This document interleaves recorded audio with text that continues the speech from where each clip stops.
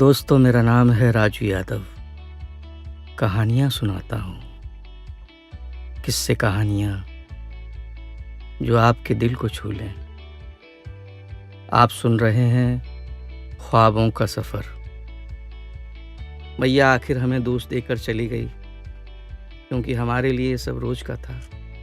हम तो बस मैया के जाने का इंतज़ार कर रहे थे कि कब मैया जाए और कब हम सिगरेट का सुट्टा लेकर बाथरूम में घुसें।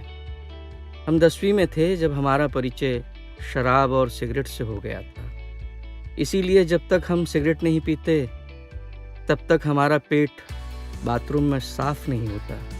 ना उस दिन पापा ने हमारी जमकर कुटाई की होती और ना हम घर छोड़कर घर से भागने का प्लान बनाते, और ना ही हमें ये ससुरी सिगरेट की गंदी आदत लगती।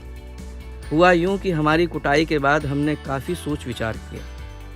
जब पहले कभी पापा हमारी कुटाई करते थे तब हम स्कूल से छुट्टी मार लेते, ये कहते हुए कि पापा की तबीयत बहुत ख़राब है।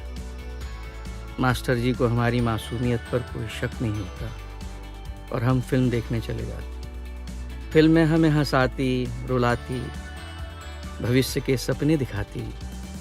सिनेमा हॉल से निकलने के बाद फिल्म का हीरो हमारे भीतर जैसे समा जाता और फिर हम पापा की मार का सारा गम भूल जाते। पर अब हम बड़े होते जा रहे थे। पापा के ताने अब हमसे बर्दाश्त नहीं हो पा रहे थे। ऐसा नहीं था कि हमें पापा के जज्बातों की कदर नहीं है।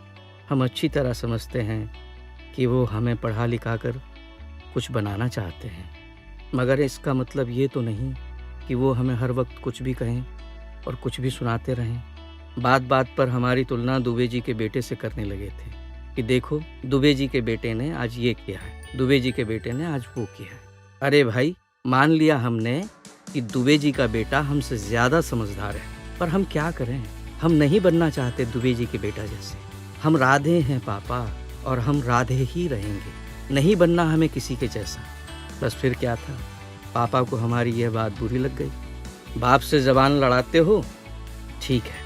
अब पापा हमारे खाने पर भी सवाल उठाने लगे थे। मैं जानता हूँ कि पापा हमसे बहुत प्यार करते हैं, पर अब उन्हें समझना चाहिए था कि अब हम बड़े हो गए हैं, अपना अच्छा बुरा सब समझते हैं। इसीलिए इस बार हमने भी घर से भाग जाने का फैसला कर लिया और जा पहुँचे अपने दोस्त राहुल के घर।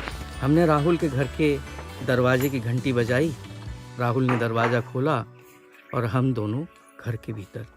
राहुल हमारा इकलौता दोस्त था जिससे मैं कुछ भी नहीं छुपाता था। राहुल के मम्मी पापा अपने रिश्तेदार की शादी के लिए 4-5 दिन के लिए कहीं बाहर गए हुए थे। राहुल ने हमारे आने की खुशी में शराब की बोतल खोली और बड़ी स्टाइल से सिगरेट जलाकर उसका धुआं हवा में छोड़ा। हम तो देखकर हैरान परेशान हो गए। हमने राहुल से पूछा, अबे साले, ये कब शुरू किया? राहुल बोला, बचपन से। जब मैं छोटा था पापा मुझे सिगरेट जलाने के लिए कहते थे। सिगरेट सुलगाते सुलगाते हम भी 2 कस मारने लगे। पहले पहले तो मैं पापा की नकल करता था, पर धीरे धीरे मुझे भी मज़ा आने लगा, और जब भी पापा पीने बैठते मुझे भी 2 ढक्कन ग्लास में डाल कर देते। धीरे धीरे मैंने इसका फ़ायदा उठाना शुरू कर दिया। पापा जब भी बोतल लाते तो मैं उनकी बोतल से थोड़ी सी दारू निकाल कर बोतल में पानी भर देता। हमने हैरानी से पूछा, तुम्हारे पापा को पता नहीं चलता था? नहीं भाई, थोड़ी सी दारू निकालने पर कुछ पता नहीं चलता, लेकिन तुम्हारे पास तो पूरी बोतल है, ये कैसे? राहुल हमें अपना सीक्रेट बताने के लिए अपने घर की छत पर ले गया। घर की छत पर कबूतरों का दरबा बना था। उसी के पीछे राहुल ने अपना खजाना छुपा रखा था। मैं तो देखकर दंग रह गया। हमारे घर में अगर मिश्रा जी हमें ये सब करते देख लेते तो पता नहीं हमारा क्या हाल होता। हमें तो लगता है हम कब के परलोक से धार गए होते। खैर, हम नीचे राहुल के कमरे में पहुँचे। हमने राहुल से कहा, पापा की कुटाई से हमारा सारा बदन बहुत दर्द कर रहा है, कोई गोली है तो दे दो भाई। वो मेरी बात पर ऐसे हंसा जैसे मैंने कोई जोक मारा हो।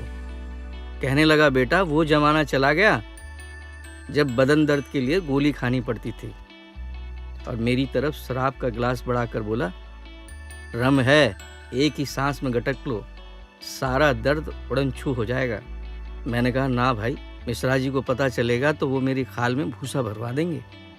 अबे डरता क्यों है फट्टू? मैं क्या मिश्रा जी को बताने जा रहा हूँ? बचपन में जब भी मेरा बदन दर्द करता था, तब मेरे पापा मुझे भी थोड़ी सी रम में गर्म पानी मिलाकर देते थे।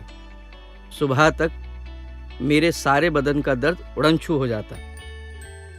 थोड़ी सी रम है गर्म पानी में, भगवान भोलेनाथ का प्रसाद समझकर गटक लो, सुबह तक तुम एकदम फिट।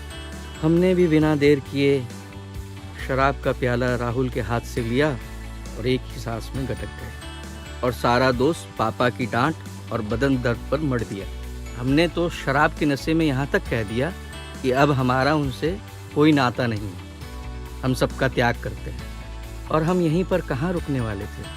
शराब के नशे में श्लोक पढ़ राहुल को अपनी बुद्धि का परिचय देते हुए हमने भगवान को भी नहीं छोड़ा। हमने भगवान से कहा, आप अपने इस परम भक्त को जैसे इस पृथ्वी पर कष्ट दे रहे हो, आप भी इस पृथ्वी पर वैसे ही कष्ट भोगोगे। और हमने भगवान को श्राप तक दे डाला, ये कहते हुए कि गॉड ब्राह्मण हैं हम आपको श्राप दे सकते हैं। सुबह जब होश आया तो हमारा दोस्त राहुल स्कूल जा चुका था।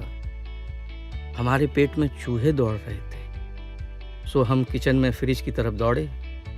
हमने उसे खोल कर देखा, उसमें कुछ नहीं था। रात को जब हम यहाँ पहुँचे तो हमारा दोस्त शराब के साथ मुर्गा तोड़ रहा था और हम ठहरे गॉड ब्राह्मण, सो हमने मुर्गे को हाथ तक नहीं लगाया। हमने गौर से किचन को यहाँ वहाँ देखा तो हमें जल्दी ही समझ में आ गया कि मैया के हाथ की रोटी के बगैर हमारा गुजारा नहीं हो सकता। हमने झट से भगवान की तस्वीर के आगे हाथ जोड़े और 7 बार उठक बैठक कर अपने दोनों कानों को हाथ लगाकर बोले, हे भोलेनाथ, हमें माफ़ कर दो। शराब के नशे में पता नहीं हम आपको क्या क्या बक गए, शराब तक दे दिए। हे भोलेनाथ, बच्चा समझकर इस बार की गलती माफ़ कर दो, आगे से ऐसा नहीं होगा। हमने झट से अपना झोला उठाया और घर की तरफ रवाना हो लिए।